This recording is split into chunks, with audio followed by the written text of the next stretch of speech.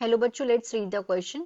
Given below are two statements. यहाँ पे दो स्टेटमेंट्स दी हैं। Statement number 1, the release of sperms into the seminiferous tubule is called spermiation. कि जो स्पर्म का रिलीज होता है सेमिनिफेरस ट्यूब्यूल, उसको बोलते हैं spermiation. Statement 2, spermiogenesis is the process of formation of sperms from spermatogonia. कि जो स्पर्मियोजेनेसिस है, ये प्रोसेस है फॉर्मेशन होने की स्पर्म्स की स्पर्मेटोगोनिया से। In the light of the above statements, choose the most appropriate answer from the options given below.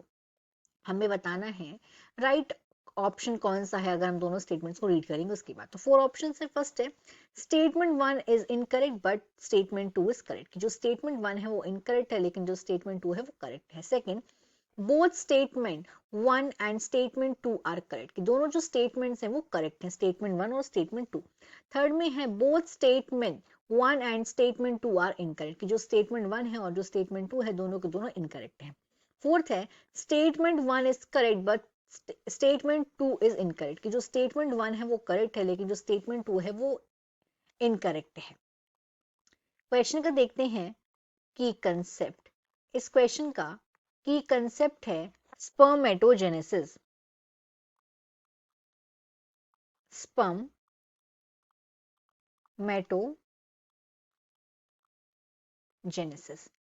Spermatogenesis की जो प्रोसेस है ये होती है मेल के टेस्टिस के अंदर। इस प्रोसेस के दौरान क्या होता है, फॉर्मेशन होता है मेल जर्म सेल का, मतलब स्पर्म्स का। तो जो स्पर्म के फॉर्मेशन की प्रोसेस है इसको बोला जाता है स्पर्मेटोजेनेसिस। अब स्पर्मेटोजेनेसिस मेल में शुरू कब होती है, एट प्यूबर्टी। जब प्यूबर्टी आती है मेल में, प्यूबर्टी, तब ये प्रोसेस स्पर्म्स के फॉर्मेशन की मेल में शुरू होती है। तो ये प्रोसेस शुरू कहां से होती है, सबसे पहले जो यहाँ पे स्पर्मेटोगोनिया है, ये स्पर्मेटोगोनिया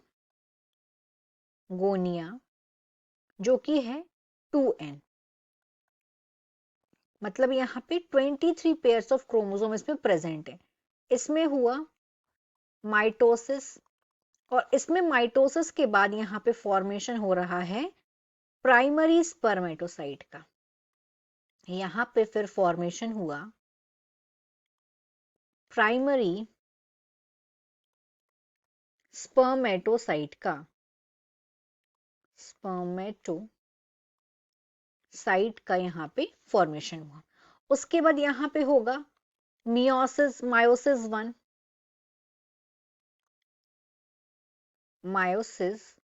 1 हुआ।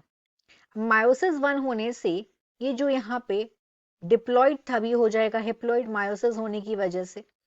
और यहाँ पे ये फॉर्मेशन हो गया सेकेंडरी स्पर्मेटोसाइट का। यहाँ पे अब ये फॉर्मेशन हो गया सेकेंडरी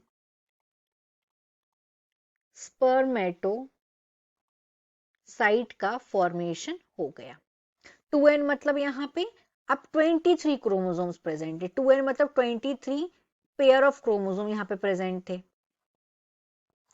अब यहाँ पे मियोसिस 1 के बाद होगा मायोसिस 2। मायोसिस 2 होने की वजह से यहाँ पे हम देख सकते हैं 4 स्पर्मेटिड्स का फॉर्मेशन हो जाएगा। ये रहे स्पर्मेटिड्स। यहाँ पे स्पर्मेटिड कब बने, मायोसिस 2 होने के बाद। यहाँ पे हुआ सेकेंडरी स्पर्मेटोसाइट में हुआ मायोसिस 2 जिससे फॉर्मेशन हुआ 4 स्पर्मेटिड्स का। अब ये जो स्पर्मेटिड्स हैं, अब यहाँ पे होगा स्पर्मियोजेनेसिस। स्पर्मियोजेनेसिस के बाद यहाँ पे फॉर्मेशन हो जाएगा स्पर्म सेल्स का, या फिर इसको बोलते हैं स्पर्मेटोजोआ। तो यहाँ पे इस तरीके से हो गया ये 4 स्पर्मेटोजोआ का फॉर्मेशन। स्पर्मेटोजोआ या फिर इसको स्पर्म सेल, इसको या फिर बोलते हैं स्पर्म सेल्स। अब यहाँ पे क्या हो रहा है, लास्ट प्रोसेस में यहाँ पे हो रहा है यहाँ पे स्पर्मियोजेनेसिस हो रहा है, स्पर्मियोजेनेसिस। अब हम यहाँ पे अपने स्टेटमेंट्स को रीड करते हैं। तो यहाँ पे अगर हम देखें स्टेटमेंट नंबर 1 में बोला गया है रिलीज होता है स्पर्म, कहाँ से? सेमिनिफेरस ट्यूब्यूल से, इसको बोलते हैं स्पर्मिएशन। तो यहाँ पे जो स्पर्मिएशन के लिए बोला गया, यहाँ पे क्या हो रहा है, जो स्पर्मेटिड है वो ट्रांसफॉर्म हो जा रहा है स्पर्मेटोजोआ से, इस प्रोसेस को बोल रहे हैं स्पर्मियोजेनेसिस। इसके बाद स्पर्मियोजेनेसिस के बाद जो स्पर्म के हेड हैं, इस प्रोसेस के बाद स्पर्मियोजेनेसिस के बाद जो ये स्पर्म के जो हेड है, ये जो हेड पार्ट दिख रहा है, ये अटैच्ड होता है, जुड़ा हुआ होता है सर्टोरी सेल में, ये एम्बेडेड होता है और फिर फाइनली ये रिलीज होता है सेमिनिफेरस ट्यूब्यूल से। इस प्रोसेस को बोलते हैं स्पर्मिएशन। तो यहाँ पे जो इस तरीके से जो स्टेटमेंट नंबर 1 है वो सही है, लेकिन स्टेटमेंट 2 में स्पर्मियोजेनेसिस के बारे में क्या बोला गया? फॉर्मेशन होना स्पर्म का स्पर्मेटोगोनिया से। तो यहाँ पे स्पर्मियोजेनेसिस का क्या मतलब हो रहा है?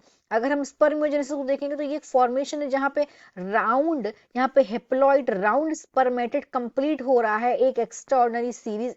इस इवेंट में क्या हो रहा है, ये कैपेबल हो जा रहा है मोटिलिटी के लिए। तो जो यहाँ पे स्टेटमेंट नंबर 2 है वो गलत है। तो राइट आंसर हमारा क्या होगा? स्टेटमेंट 1 तो सही है, लेकिन जो स्टेटमेंट 2 है वो गलत है। तो यहाँ पे so the final answer is 4, statement 1 is correct but statement 2 is incorrect. Hope you understood it well. All the best.